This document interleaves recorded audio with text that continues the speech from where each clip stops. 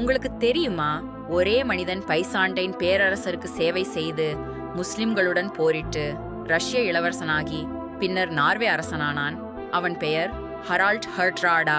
இந்த வைக்கிங் வீரன் முதலில் பல்கேரியாவில் பைசாண்டைன் பேரரசர்களுக்காக போரிட்டான்.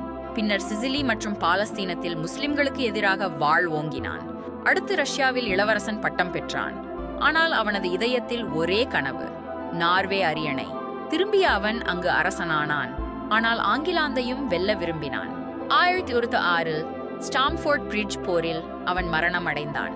அவனது மரணத்துடன் வைக்கிங் யுகமே முடிவுக்கு வந்தது. சில நாட்களுக்கு பின் நார்மன்கள் ஆங்கிலாந்தை வென்று வரலாற்றையே மாற்றினர். ஒரு மனிதனின் கடைசி கனவு ஒரு யுகத்தின் முடிவாக மாறியது.